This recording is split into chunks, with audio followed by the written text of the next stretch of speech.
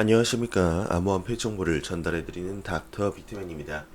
네, 코인 마켓캡에서 가격 한번 보고 가도록 하겠습니다. 현재 메이저 탑 10 코인들을 살펴보게 되면 현재 비트코인 같은 경우는 전날 대비 이제 0.8% 상승하면서 1130만 원대, 이더리움은 1.8% 상승을 하면서 25만 원대, 리벨 XRP는 0.58% 상승을 하면서 네, 지금 369.73원대를 유지를 하고 있습니다. 네, 지금 비트코인 더미너스도 이제 전날 대비 한 0.1% 하락을 했는데 사실상 0.1%면 뭐 거의 하락한 것도 아니죠. 네, 오늘은 이제 뭐 그렇게 크게 뭐 굵직굵직한 소식은 없습니다. 그냥 가볍게 네, 그냥 읽고 넘길 만한 소식들로 준비를 해왔는데요. 뭐 리플에 관한 소식이라든지 비트코인에 뭐 어마어마하게 중요한 소식은 없습니다. 네, 그러한 소식들을 기대하고 들어가 오셨으면은 네, 그냥 나가셔도 좋습니다. 저녁 영상 네, 기대해 주시길 바라면서 제가 준비한 소식으로 그러면 넘어가도록 하겠습니다. 네, 암호화폐 시세 조작 봇 업체 갓비트를 만났다라는 이런 네, 인터뷰 기사가 나왔습니다. 네, 암호화폐 산업을 이제 법의 테두리 안에 넣고 규제를 세우는 일은 암호화폐 업계의 굉장히 중요한 목표이죠.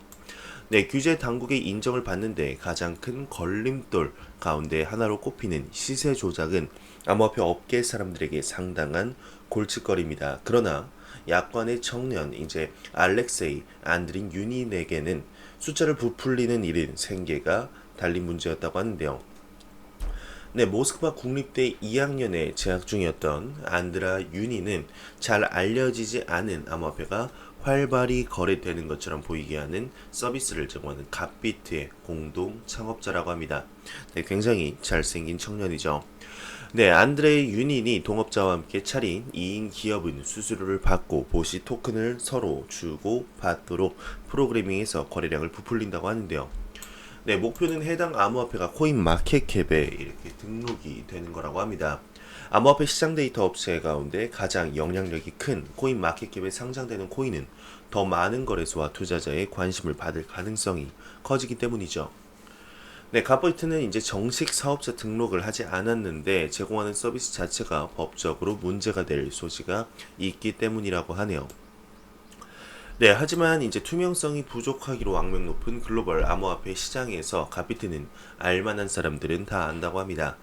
네, 비트코인 상장 펀드 즉 ETF를 출시하기 위해 규제기관의 승인을 기다리고 있는 미국의 비트와이즈는 비트코인 거래량의 95%가 가짜라면서 거래량을 부풀리지 않고 있는 그대로 데이터를 제공하는 거래소는 10곳에 불과하다고 추정을 했는데 네, 암호화폐 랭킹 포털 코인 개코의 CEO 바비 옹은 갓비트 같은 회사들을 어렵지 않게 찾을 수 있다고 언급을 했습니다. 네, 바비용의 코인 개코는 네, 이들은 토큰 프로젝트의 이제 시세를 조절할 수 있고 돈을 받고 거래량을 부풀린다. 워시트레이드로 알려진 이 행위는 엄연히 불법이다. 네, 옹은 외부에서 워시트레이드를 감지할 수 있다고 언급을 했는데 거래 내역과 주문 장부를 보게 되면 수상한 패턴을 찾아낼 수 있다고 합니다. 네, 매수와 매도 그리고 스프레드 바깥에서 거래가 이루어지거나 계속해서 스프레드 내에서만 이루어진다면 워시트레이드 가능성이 높다고 합니다. 네, 뭐 당연한 일이겠죠. 네, 대놓고 시세 조작을 하는 사람은 없습니다. 네, 한창 뭐 바쁜 대학생들 더 바쁘게 한 암호화폐 붐이라는 부제를 한번 살펴보겠습니다. 네, 이 이제 안드리 유닌이 인터뷰 약속 시간에 늦었대요. 네, 고객을 만나고 오는 길이라고 말했다고 하는데, 네, 대학교에서 응용 수학을 전공하는 안드리 유닌은 수업에 거의 뭐 출석을 안 한다고 합니다. 네, 그는 대학 친구들 대부분 암호화폐에 관심이 매우 많다고 해요. 네, 안드리 유니는 이제 ICO 열풍이 아직 남아있던 2018년 대학생 친구 한 명과 갓비트를 창업했는데 동업자가 거래봇을 코딩하는 동안 안드레 유니는 갓비트의 시세 조정 서비스를 판매할 토큰 프로젝트를 찾아 다닌다고 합니다. 네, 작은 거래소에 상장하는 비용은 8,000달러, 하나로 약 940만원, 정상적인 시장 활동을 모방하는 알고리즘을 이용해 거래량을 조작하는 서비스 이용료는 한 달에 약 700만원이라고 해요. 네, 코인 마켓캡에 이제 토큰 등록을 보장함으로써 이제 좀 더 비싼 1만 5천 달러까지 서비스가 있는데 토큰이 최소한 거래소 두 곳에는 상장되어 있어야 된다고 합니다. 네, 이때 갓비트가 고르는 거래소는 사실상 이름뿐인 거래소로 조작한 거래량 없이는 사실상 돌아가지 않는 유령 거래소나 이렇게 다름이 없다고 합니다. 네, 안드레 유니는 이제 갓비트가 봇을 이용해서 알트코인 거래량을 부풀리면 거래소들도 쉽게 찾아낼 수 있다고 봅니다. 네, 그러나 거래소들도 거래량이 늘어난 것처럼 보이면 거래소 유지에 도움이 되므로 까다롭게 단속하지 않는다고 하는데, 네, 거래소에 이제 토큰을 상장하는데 드는 비용은 정해진 게 없다고 해요. 네, 거래소들은 대체로 비트코인 2개 정도의 비용을 요구하게 되는데, 이는 요즘 시세로 약 2만 달러라고 합니다. 상하이에 있는 핫비트와 홍콩에 있는 비트포렉스가 현재 그렇다고 하는데요. 네, 암호화폐 거래회사 또 알라메달 리서치는 최근 보고서에서 거래소들이 새로운 고객들을 끌어모으기 위해 거래량을 부풀려 발표하는 것은 사실상 업계의 관행이라고 합니다. 네, 안드리 유니는 이런 거래소의 사실상 유동성을 이제 제공하는 유일한 고객이 갓비트라고 설명을 하고 있는데, 그보다 더 작은 소규모 거래소는 실제 거래량도 없이 어떻게 망하지 않고 버티는지 잘 모르긴다고 이렇게 말하기도 했다고 하네요. 네, 안드레 유니는 이제 코인 마켓캡에 등록하는 과정을 도와주는 중개인도 있다고 했지만, 중개인이 어떻게 정확히 코인 마켓캡 등록을 돕는지는 그것까지는 나는 모르겠다 이렇게 언급을 했습니다. 거래량을 부풀려 조건을 충족할 수 있는지 묻는 말에 차는, 우리의 목표는 최대한 많은 암호화폐를 등록하는 것이지 단속이 주요 목적이 아니다. 그러면서 이제 차는 웹사이트에서 수상 활동이 포착되는 프로젝트는 따로 또 표시를 한다고 합니다.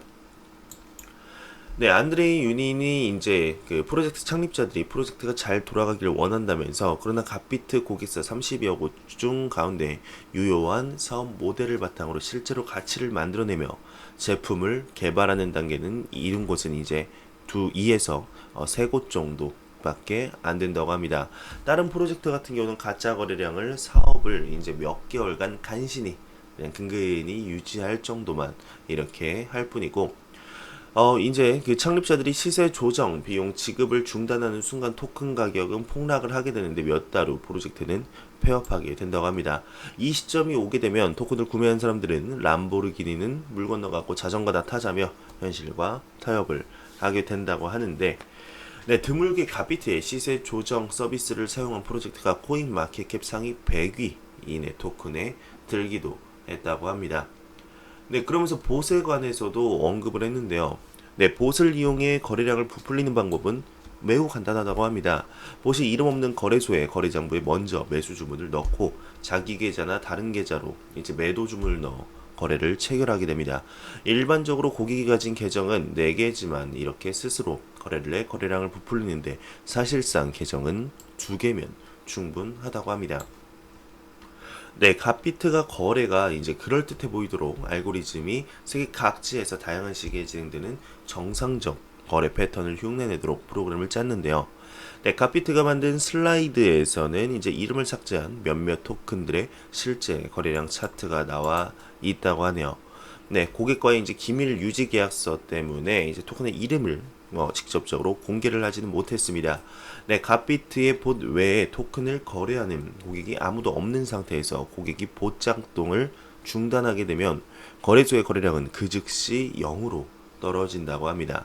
네, 봇이 주문하는 거래는 실제로 체결되지는 않고 그저 거래가 이루어지는 것처럼 보이기만 할 뿐이라고 하는데, 네, 이론적으로는 ICO에서 토큰을 산 토큰 보유자들은 거래소를 방문해 주문을 넣을 수 있다고 합니다.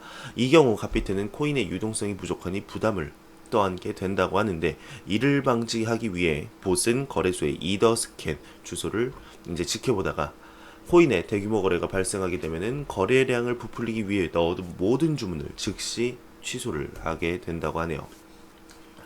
네, 안드레 유니는 이제 건강한 시장이 존재하기 위한 인상을 주기 위해 토큰의 스프레드를 인위적으로 낮추는 프로젝트도 있다고 언급을 했는데, 이 사업을 언제까지 할 것이냐라고 언급을 한번 물어봤었습니다. 안드레 유니는 사업의 미래는 이제 비관적이라고 이렇게 말을 했습니다. 암호화폐 시장의 규제가 점점 더 엄격해지면서 가짜 코인이 가득한 소규모 거래소의 시대는 결국 끝난다는 것인데요. 아주 정확히 보고 있네요. 네, 안드리우니는 이제 암호화폐 관련 서비스와 관련 거래소를 규제하는 국제 자금 세탁 방지 기구죠. FATF가 새로운 가이드를 통해서 전통적인 금융과 비슷한 수준의 엄격한 고객 신원 확인 절차를 의무화할 것이다라고 언급을 했습니다. 네, FATF에서 이제 빠르게 소규모 거래소를 폐쇄할 것이다. 암호화폐 거래소에서는 이제 나스닥처럼 규제를 받게 되고 거래량 부풀리기도 금지가 될 것이다. 지금 우리가 하는 일인 이제 나스닥에서 그대로 하면 금융 범죄로 처벌받는다. 사람들이 허위로 거래량을 늘리거나 조작하지 않는지 감시해야 하는 의무는 사실 거래소에도 있다. 이를 게을리하는 거래소는 블랙리스트에 등록될 수도 있다면서 여기서 이제 세 가지로 요약을 했는데요. 네, 첫 번째로는 이제 값비트는 수수료를 받고 잘 알려지지 않은 암호화폐의 거래량을 부풀리는 서비스를 제공한다. 30곳 정도의 암호화폐가 값비트의 고객사다. 두 번째로는 값비트는 봇끼리 서로 토큰을 거래하면서 주고받도록 프로그래밍해서 시장이 활성화된 것처럼 착시를 일으킨다. 해당 암호화폐는 보수로 부풀린 거래량을 바탕으로 코인마켓계에 등록된다. 값비트의 공동 창업자는 거래소들이 거래량 조작 사실을 알고 있지만 사실상 수수방관하고 있다. 그리고 세 번째로는 시세를 조작하는 업체들은 대부분 잘 드러나지 않는 곳에서 운영되지만 전문가들은 이런 업체들이 더 많을 것으로 보고 있다며 기사가 마무리되고 있습니다. 네, 이러한 이제 인터뷰 사실상 쉬운 건 아니죠. 워시 트레이딩 자전 거래를 전문적으로 도와주는 업체, 사실상 불법이죠. 네, 불법을 하는 업체를 이렇게 인터뷰를 하는 것을 볼 수가 있을까요? 네, 저는 진짜 처음 본 것 같습니다. 네, 이렇게 자전거래 한다, 이렇게 당당하게 이렇게 하는 것을 너무나 이제 신기해서 한번 가져와 봤습니다. 네, 뭐 이거를 보고 이제 어떤 생각이 드셨는지는 잘 모르겠지만 자전거래는 없어져야죠. 이거는 암호화폐 시장을 건강하게 성장시키는데 확실히 100% 이렇게 길 막는 장애물입니다. 이런 것은 자전거래, 워시트레이딩, 증권 시장도 그렇지만 암호화폐 시장 이제는 슬슬 제도적으로 잡혀가려는 그런 큰 틀이 보이고 있죠. 자전거래는 없어져야 되는 게 맞습니다. 이분도 미래를 정확히 봤죠. 다음 사업은 좀 건강한 사업으로 이렇게 했으면 좋겠네요. 빠르게 증가하는 전기차 충전 인프라는 EVC 코인으로 해결한다라는 소식도 나왔습니다. 이건 또 뭔 말일까요? 경유나 이제 휘발유 등 내연기관 자동차는 질소산화물, 일산화탄소 그리고 이산화탄소, 탄화수소 등 여러 공해물질을 생성해서 환경오염의 주범으로 꼽히죠. 그러면서 이제 전 세계에 부는 탈내연기관 현상, 이게 과연 뭔 말일까요? 런던이 2018년부터 모든 신규 택시에 대해 제로 에미션을 의무화하기로 했다고 합니다. 친환경 차량 보급에 적극적이라고 하는데요. 런던의 명물인 2층 버스도 하이브리드나 전기차 제작을 늘려간다는 계획입니다. 파리에 오는 2024년 파리 올림픽에 맞춰 디젤 엔진을 불법으로까지 규정할 계획이라고 하는데 캘리포니아주에서는 이제 무공해 차량 의무 판매제인 CEV 프로그램을 시행하고 있다고 하네요. 가장 큰 자동차 소비국인 중국 역시 이제 자동차를 3만 대 이상 생산하거나 수입하는 업체의 전기차와 플러그인 하이브리드 차량 의무 비율을 10% 강제하고 2022년까지 15%로 올릴 계획이라고 합니다. 그러면서 2040년 전기차 시장 규모가 전체 승용차 과반 이상으로 이상이 될 것으로 기대를 하고 있는데 글로벌 시장 조사 업체 카운터 포인트 리서치가 발표한 최신 전기자동차 시장 보고서에 따르게 되면 글로벌 전기차 시장은 올해 200만 대 수준으로 성장할 것으로 예상이 된다고 합니다. 이후 전기차 시장은 꾸준히 성장을 해 2025년에는 시장 규모가 1100만 대에 달할 것으로 전망된다고 하는데요. 카운터 포인트 리서치에서 한 발 더 나아간 전망도 있다고 합니다. 지난 15일 블룸버그 뉴 에너지 파이낸스에는 전기차 가격이 갈수록 낮아지고 있고 차량 유지비는 이미 내연기관 차보다 낮은 상태여서 소비자들이 경제적인 이유로 전기차를 선택하게 되고 2040년이 되면 세계 승용차의 57%가 전기차가 될 것이라고 낙관을 했습니다. 그러면서 전기차 수요의 급증은 이제 국내도 별반 다르지 않는데요. 2011년 이후로 전기차 보급은 해마다 2배 이상 증가를 했다면서, 그러다가 지난해 9월 26일 정부관계부처 합동으로 발표된 미세먼지 관리 종합대책 이후인 2017년 10월부터 지난해 9월까지 1년간 전기차 보급 대수가 26,375대라고 하네요. 하지만 지금 이제 충전소가 굉장히 부족해진다고 합니다. 네, 아마 제 영상을 보시는 분들 중에도 전기차를 모시는 분들이 있을 걸로 예상이 되는데, 사실상 지금 그냥 대충 생각만 해도 우리 집 근처에 전기차 보급소가 있나 싶을 정도로 굉장히 부족한 상황이죠. 네, 현재 이제 국내 전기차 충전기의 경우 올해 1월 말 기준 5,773기에 이른다고 합니다. 5만 대를 돌파한 전기차와 비교하면 전기차 10대당 충전기 1개인 셈인데, 언뜻 보면 많아 보이지만 전기차의 경우 완속 충전 시간이 4시간에서 8시간입니다. 급속 충전소라도 30분 이상 기다려야 되기 때문에 지방 교외로 나가게 되면 인근 수십 킬로미터 이내에 충전소가 없는 경우가 허다하죠. 네, 충전소가 없고 근처에 없고 충전 시간이 오래 걸리다 보니까 충전을 둘러싼 사용자 갈등도 끊이지 않고 있다고 합니다. 네, 전기차 충전 과정에서 폭행, 살인, 미수까지 발생했음을 뉴스로 확인할 수가 있는데, 전기차 향후 더 빠르게 증가한다면 충전을 둘러싼 갈등 역시 크게 늘어날 것으로 이제 불보듯 뻔하다고 하네요. 네, 차지인이라는 이런 기업이 있는데, 이 충전 사업을 정부가 아닌 민간 기업이 두 팔을 걷고 나서는 것이 더 효과적일 것이라고 이렇게 얘기를 하고 있습니다. 현재 여러 업체들이 전기차 충전 관련 사업을 하고 있지만 그중 대표적인 곳이 차지인이라고 합니다. 네, 차지인은 전기차 충전 플랫폼 전문 기업인데, 국내 1위 충전 사업자인 포스코 ICT의 개발사이기도 한 차지인이 지금까지 업계에서만 알려져 있었다고 합니다. 네, 그러나 전기차 충전용 과금형 콘센트를 자체 개발을 했고, 이것으로 산업통상자원부로부터 제1차 산업융합규제 특례 심의위원회를 통과하면서 서서히 이름을 알려지기 시작했다고 하네요. 네, 차지인이 지금 임시허가를 받은 과금형 콘센트는 일반 220V 콘센트에 과금 기능을 더해졌다고 하는데, 충전이 이제 향후 확대되어서 라스트 마일 모빌리티 사업에도 대응할 수 있는 제품이라고 합니다. 네, 아울러 차지인은 전기차 과금형 콘센트로 자유롭게 결제할 수 있는 자체 암호화폐 EVZ 토큰도 시장에 내놓았는데요. 네, 차지인은 향후 EVZ 사용자를 확대해 전기차 분야 넘버원 암호화폐가 되기를 기대하고 있다고 합니다. 네, 그러면서 이제 국내 블록체인 게임 유통이 차질을 빚고 있다고 합니다. 게임 등급 분류 심사 부재 탓이라고 하는데요. 네, 블록체인 게임 서비스 출시를 위한 등급 분류 심사가 이뤄지지 않으면서 국내 블록체인 게임 유통에 차질이 빚어지고 있다고 합니다. 네, 파이낸셜 뉴스가 28일 보도를 했는데, 미디어에 따르게 되면 지난해 5월 블록체인 게임 유나의 옷장이 게임위에 등급 분류 신청을 했으나 사행성 우려로 재분류된 후로 지금까지 이뤄진 블록체인 게임 심의 신청은 단 한 건도 없었다고 합니다.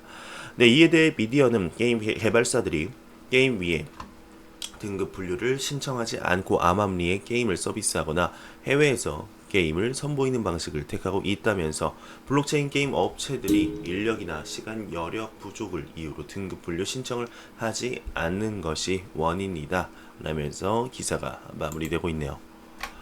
네, 브라질 포르탈레자가 이제 대중교통 결제에 비트코인을 도입할 예정이다라고 언급을 하고 있습니다. 네, 브라질 세아라주의 중심 도시인 포르탈레자가 비트코인으로 대중교통 요금을 지불할 수 있는 시스템을 구축하고 있는 것으로 알려졌다고 하는데, 네, 조날도 포보에 따르게 되면 포르텔라자 시는 오는 2019년 4분기 자체 개발한 대중교통 티켓 구매 앱에 QR코드 기능을 탑재해서 비트코인 지불을 지원할 예정이라고 하네요. 네, 해당 앱은 이제 비트코인 외에도 신용카드, 직불카드 등으로 결제가 가능하다고 하는데요. 향후 비트코인 외 다른 암호화폐 결제 지원도 준비 중인 것으로 알려졌다고 합니다. 네, 이와 관련해 해당 프로젝트의 재무 분야 책임자인 카를로스 로베리오는 이를 통해 더 많은 사용자를 유치하고 비용을 절감할 수 있다면서 관료주의를 타파하는 효과를 가져다 올 것이다 라고 설명을 하며 기사가 마무리되고 있습니다. 네, 이렇게 비트코인의 유즈 케이스가 늘어난 소식 굉장히 좋습니다. 이러한 기사들 계속해서 나왔으면 좋겠습니다. 네, 제가 준비해온 소식은 여기까지입니다. 오늘은 그냥 가볍게 네, 읽고 그냥 넘길 만한 그냥 이런 기사들 한번 가져와 봤습니다. 참 그냥 이거를 보고 제목을 보고 참 신기했습니다. 아마 그 시세 조작 봇 업체, 네, 불법을 저지르는 봇 업체를 네, 이렇게 인터뷰를 따는 것도 신기하고 그리고 당당하게 나 자전거래 도와준다라고 네, 하는 것도 너무 신기해서 일단 여러분들과 같이 나누고 싶어서 한번 가져와 봤네요. 네, 제가 준비한 소식은 여기까지입니다. 영상이 네, 조금이라도 도움이 되셨다면 구독과 좋아요 그리고 조금만 더 힘내라고 광고 한 편만 처음부터 끝까지 시청해 주시기 바랍니다. 이 채널은 오직 광고 수익으로 운영이 되게 됩니다. 항상 영상 시청해 주시는 시청자분들, 구독자분들 너무나 감사합니다. 저는 다음 영상으로 찾아뵙도록 하겠습니다. 지금까지 닥터 비트맨이었습니다. 감사합니다.